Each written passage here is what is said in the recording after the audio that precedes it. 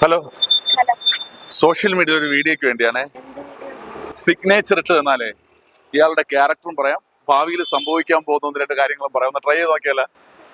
Try ചെയ്ത് നോക്കി. Signature ഒന്ന് വലുതായിട്ടിരുന്നേ, ഒന്ന് വലുതായിട്ട്. ഒറിജിനൽ സിഗ്നേച്ചർ വേണം ഇടാൻ. അപർണ. അപ്പൊ ഒരു കാര്യം ചെയ്യോ, ആ സിഗ്നേച്ചർ ഇങ്ങനെ ഒന്ന്.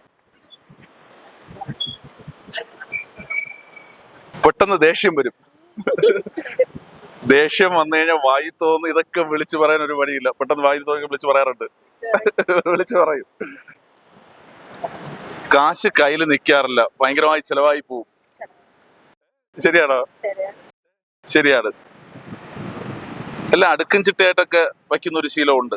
മാക്സിമം ഒന്ന് അടുക്കും ചിട്ടയായിട്ടൊക്കെ എല്ലാം വയ്ക്കും.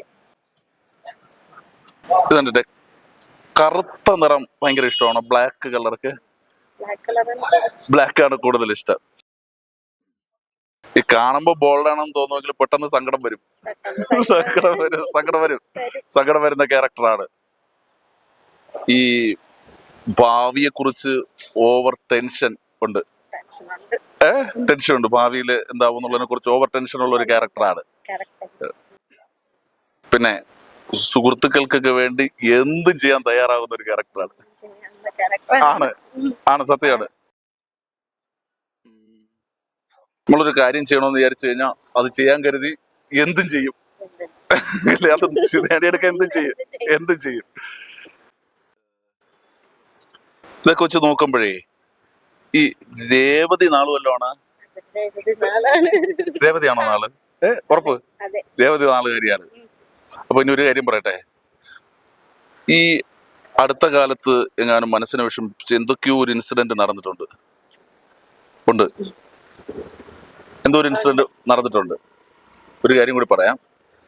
ഒരു 6 മാസത്തിനകത്ത് ഏറ്റവും വേണ്ടപ്പെട്ട ഒരാളുമായി ഭയങ്കരമായി ഒരു തർക്കം ഉണ്ടാകാനുള്ള സാധ്യത കൂടുതലാണ്. അപ്പോൾ നമ്മളെന്താണ്, ദേഷ്യം വരുമ്പോൾ ഒരുപാട് കാര്യങ്ങൾ വിളിച്ചു പറയുന്ന ഒരു സ്വഭാവമാണെന്ന് പറഞ്ഞു. ഒന്ന് കെയർ ചെയ്യണം. ഒരു 6 മാസത്തിനകത്ത് ഇത് കണ്ടിട്ട് ഭയങ്കരമായൊരു തർക്കം, ഒരു പിണക്കം വരാനുള്ള ഏറ്റവും വേണ്ടപ്പെട്ട ആളുമായിട്ടായിരിക്കും. അപ്പോൾ അതുകൊണ്ടൊന്ന് കെയർ ചെയ്യണം. എങ്ങനെയുണ്ട് ഈ പറഞ്ഞ കാര്യങ്ങളൊക്കെ? എല്ലാം കറക്റ്റാണ്. അപ്പൊ സോഷ്യൽ മീഡിയയിൽ വീഡിയോക്ക് വേണ്ടിയാണ്. വീഡിയോ കാണുക, ഷെയർ ചെയ്യുക. Okay, thank you. ഓക്കെ.